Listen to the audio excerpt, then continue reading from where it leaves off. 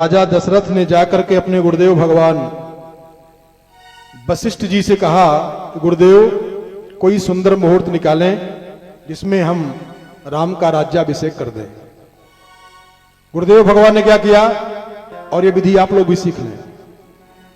मुहूर्त क्या निकाले? राजा दशरथ ने कहा, राजा दशरथ से गुरुदेव भगवान वशिष्ठ जी ने कहा, बेगी विलंबन करी नृप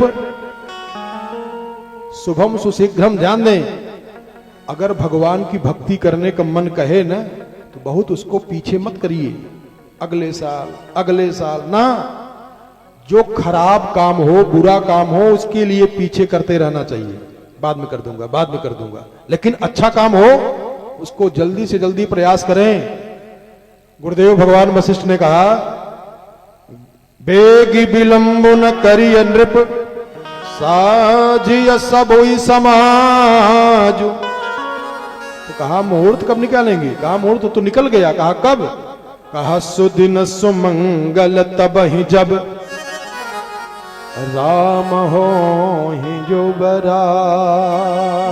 ध्यान दें, तो राजा दशरथ के लिए ही नहीं है, हम सब के लिए है। इतनी बार जन्म हुआ ना, कितनी बार जन्म हुआ न जाने, कितनी बार हम लोग पैदा हुए मरे, तब तक सफलता नहीं हो पा रही है। कब तक? कहा जब तक राम हो ही जो बराज। भगवान राम राजा बन जाए अथवा आनंद का राज्य हो जाए। पराधीन अरे सपने हूं सुख नाही। आनंद का राज्य आ जाए जिसके जीवन में, राम राज्य आ जाए जिसके जीवन में, समझो वो सब कुछ प्राप्त कर लिया। अभी जैसे आप लोगों, अरे महाराज हम तो स्वतंत्र है। कहा अभी कहां स्वतंत्र हो? कोई स्वतंत्र नहीं है। स्वतंत्र कब हो जाएंगे? कहा जब राम का राज्याभिषेक हो जाएगा। सुदिन सुमंगल तब ही जब राम हो युवराज, आनंद का राज्य हो जाए। और तब बहुत प्रसन्न हुए। राजा दशरथ ने मंत्रियों संत्रियों को कहा कि सजावट करिए, तैयारी करिए। अब तैयारी होने लगी। जितने भी मांगलिक सजावट हैं, आम के वृक्ष का जो पल्लव है उसको पताका, ध्वज, तोरण, ये सब कुछ सजाना शुरू कर दिया। और इधर कहते हैं कि भगवान राम को पता चल गया, थोड़ा सा इशारा कर दूं, समझ लो आप लोग भी। भगवान राम को पता चला कि आपका राज्याभिषेक होने वाला है। तो भगवान राम और सीता एक साथ बैठे हुए हैं, विचार कर रहे हैं। और राम जी के आंख में आंसू आ गए। और ज्यों भगवान के आंख में आंसू आए तो भगवान ने अपने आंख के आंसू को पोंछ लिया। और जब सीता जी की तरफ देखा तो सीता जी की भी आंख से आंसू गिर रहे हैं। तो भगवान ने कहा जानकी जी से कि सीता जी, क्यों आपके आंख से आंसू क्यों गिर रहे हैं? तो सीता जी ने कहा कि आप जल्दी से अपने आंख के आंसू को पोंछ लिए, तो इसका मतलब कि आपके आंख से आंसू नहीं गिरे हैं। आपके आंख से आंसू क्यों गिरे हैं? तो भगवान ने कहा हमको भरत भैया की याद आ रही है। और ज्यों दोनों राम और सीता के आंख में आंसू आए हैं, उसी समय पे ध्यान दें, उसी समय पे बोले राम सीय तन सगुन जनाए। शुभ सूचना हो रही है। राम सीय तन सगुन जनाए। सगुन का मतलब भगवान राम की दाहिनी आंख फड़क रही है, बाया भुजा फड़क रहा है, दाहिना भुजा फड़क रहा है। भगवान राम का दाहिनी आंख फड़क रही है, दाहिना पैर फड़क रहा है। पुरुष का अगर दाहिना अंग फड़के तो जानो शुभ है, और स्त्रियों का अगर बायां अंग फड़के तो जानो शुभ है। राम जी का दायां अंग फड़क रहा है और जानकी जी का बायां अंग फड़क रहा है। तो बोले राम सीय तन अरि सगुन जनाए। और फर कहीं मंगल अंग सुहाए। मंगल होने वाला है लेकिन आंख में आंसू आ रहे हैं। बोले पुलकी सप्रेम, सीता जी की आंख से बार बार आंसू आ जा रहे हैं, पोंछ ले रही हैं। राम जी की आंख में आंसू आ रहे हैं, पोंछ ले रहे हैं। क्यों? तो कहा कि पुलकी सप्रेम हरि परस पर कहीं, भरत आगमनु सूचक है। हम सबका अगर कोई दाहिना हाथ खुजला जाए, गदोरी खजुला जाए, तो कहते हैं पैसा मिलने वाला है, रुपया मिलने वाला है, कुछ मिलेगा। और ये क्या मान है शुभ? हरि पुलक सप्रेम परस पर कहीं, हरि भरत आगमन ये सूचक है। भरत सरीस को,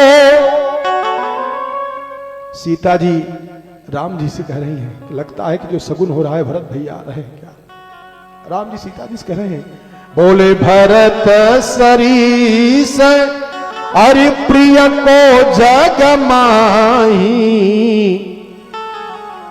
और इह सगुन फल दूसर नाही, इह सगुन फल दूसर नाही, फल सगुन फल दूसर नाही।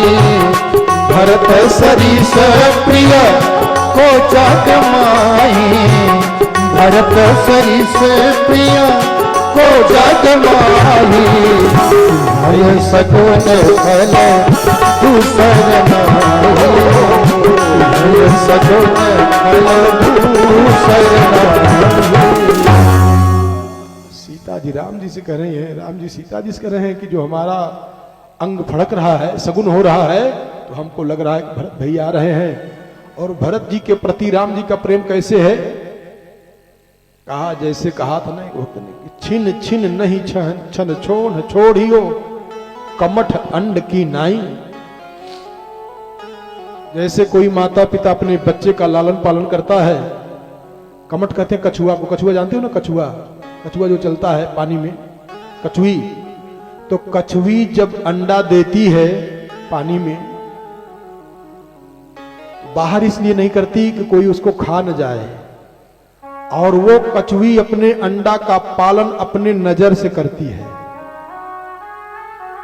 और कछुई की अंडा के बीच में कोई जीव आ जाए, जंतु आ जाए, और उसकी नजर उस अपने अंडा से हट जाए थोड़ी देर के लिए, तो अंडा बिरंडा हो जाता है, बेकार हो जाता है। फिर वो केवल पालन करती है नजर से। छिन छिन नहीं छन छोह छोड़ियो कमठ अंड की नाई।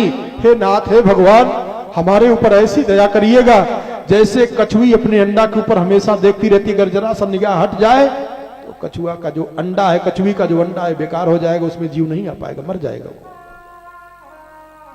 भगवान कह रहे हैं कि राम ही बंधु सोच दिन राती, राम ही बंधु सोच दिन राती, अंडन कमठ हृदय जेहि भाती, अंडन कमठ हृदय जेहि भाती।